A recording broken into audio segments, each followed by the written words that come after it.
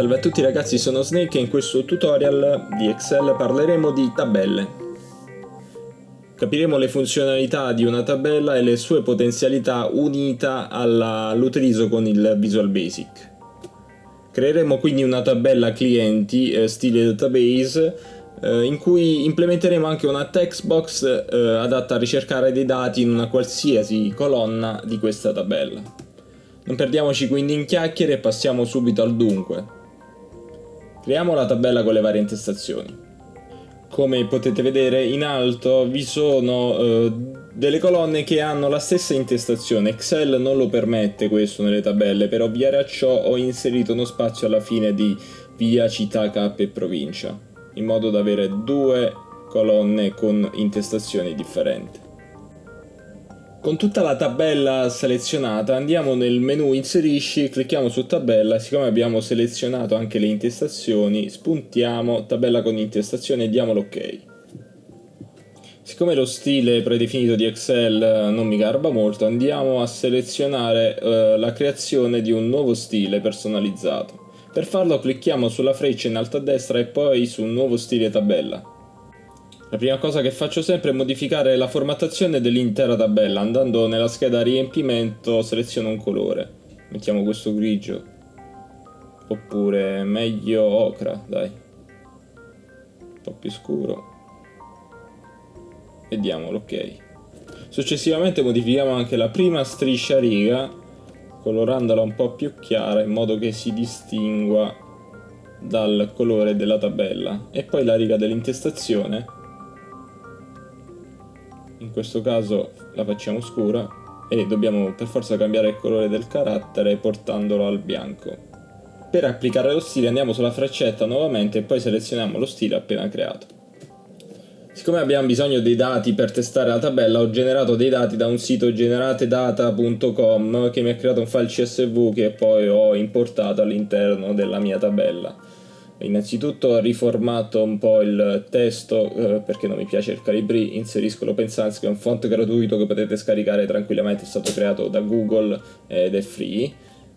Poi setto un po' le dimensioni delle colonne e ultima e non meno importante, dobbiamo settare il tipo di dato contenuto all'interno di ogni singola colonna. Siccome per esempio per la partita IVA, pur essendo un numero, a volte inizia con lo 0, Excel lo rileverebbe appunto come numero e quindi troncherebbe lo 0 come è successo per le prime due righe come vedete in alto.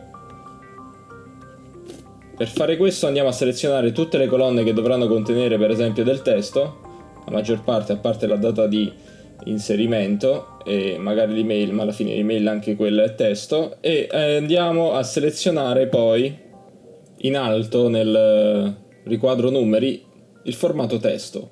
Vedrete ora che inserendo lo 0 all'interno del capo della partita IVA Excel ce lo accetta, anche se ci restituisce un piccolo triangolino verde che ci dice che potrebbe essere un numero quello, però non è un numero, quindi possiamo tranquillamente ignorare quell'errore. Andiamo a modificare qualche altra partita IVA per crearne qualcuna consona a quelle italiane, non so se il numero di caratteri sia giusto. Per il telefono va bene, lo lasciamo così, magari inseriamo un prefisso più realistico, un 051, la stessa cosa vale per il cellulare, mettiamo un 340. Per il resto possiamo lasciarlo così. A questo punto abbiamo una tabella vera e propria, una specie di mini database che potrebbe servirci ad identificare una determinata azienda. Un'altra cosa che faccio molto spesso è inserire una seconda intestazione esterna al range della tabella che dichiara in modo inequivocabile quali dati sono presenti in quelle determinate colonne. Per esempio qui inseriamo con un altro colore, magari un po' più chiaro, e saranno appunto le denominazioni, ditta azienda e nome commerciale, sono le denominazioni dell'azienda.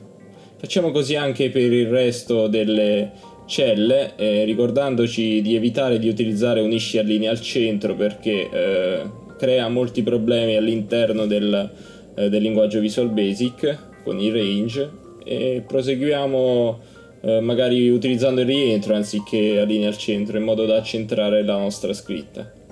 questo caso il nome e cognome saranno sicuramente del rappresentante dell'azienda e così via per le altre colonne. Abbiamo quindi terminato, questa era l'ultima colonna altro, e ora andiamo ad inserire un'ulteriore riga come intestazione della tabella, che conterrà la nostra search box o la nostra search field, come la vogliamo chiamare, la casella che ci servirà poi a ricercare all'interno della tabella. La coloriamo questa di rosso e scriviamo sin da subito search, in modo che sappiamo a che cosa servirà l'oggetto che andremo ad inserire. Inseriamolo subito, andiamo nella scheda sviluppo, poi col tasto inserisci selezioniamo la casella di testo con controllo ActiveX e la mettiamo di fianco alla scritta search. Col tasto destro sulla casella andiamo su proprietà e modifichiamone alcune proprietà che ci servono in via puramente estetica, tra cui il font e l'effetto sunken lo cambiamo in flat, in modo da renderla più adatta al tipo di stile che abbiamo creato in questo foglio. Diciamo che flat significa spiaccicato, per evitare l'effetto sunken, che sarebbe quello che esce fuori dal foglio, che crea delle ombre all'interno della casella. Una cosa importante è rinominare la tabella. Cliccandoci sopra, andando in progettazione, scegliamo il nome della tabella, che verrà poi utilizzato nel linguaggio VBA per riferirsi appunto a questo oggetto. La stessa cosa facciamo con la text box. Clicchiamo sulla text box e poi a sinistra, sempre in formato, scriviamo il nome della cella, che cosa conterrà search field in questo caso. Quello che andremo a fare ora è creare una tabella clone della nostra tabella primaria, della clienti database tab, che ci servirà poi ad utilizzare il filtro avanzato. Lo facciamo in un nuovo foglio che creiamo cliccando sul più in basso e inseriamo appunto queste intestazioni prima in orizzontale e poi le trasponiamo anche in verticale. Cliccando su incolla speciale, poi selezioniamo valori, trasponi, diamo l'ok e ora abbiamo ottenuto una tabella, una matrice quadrata, diciamo, in quanto ha il numero di colonne uguale al numero di righe. Come prima selezioniamo tutta la tabella e creiamone un'altra, gli diamo lo stesso stile di quella precedente e cancelliamo i dati all'interno. Dopodiché la andiamo a rimpicciolire e mettiamo 5 e gli andiamo a modificare il nome. Se quella di prima era clienti database tab, siccome questa ci servirà a filtrarla, la chiamiamo filter clienti database tab. Per farvi vedere velocemente come funziona, ho eliminato delle righe all'interno della tabella clone e ho inserito la scritta pede che è presente nel nome di un'azienda. Quindi sono ritornato nel foglio 1, cliccando su filtro avanzate nella scheda dati, ho dato come intervallo dei criteri del filtro avanzato la tabella appunto appena creata e vedete che viene evidenziato solamente l'azienda con nome commerciale pede.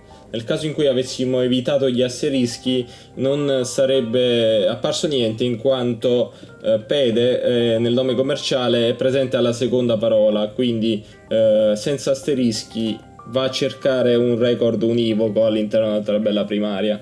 Gli asterischi servono per indicare, come nelle espressioni regolari, qualsiasi tipo di carattere prima o dopo. Infatti vedete asterisco pede asterisco, prima o dopo la parola scelta. Noi ovviamente vogliamo automatizzare tutto questo, quindi utilizzeremo il Visual Basic per inserire i dati nella tabella clone e per poi mandare alla tabella primaria il filtro avanzato. Tutto questo in un microsecondo, in modo da poter vedere in tempo reale qualsiasi tipo di risultato. Siccome siamo vicini ai 10 minuti, interrompo qui il video e proseguiamo nel prossimo con la scrittura del codice.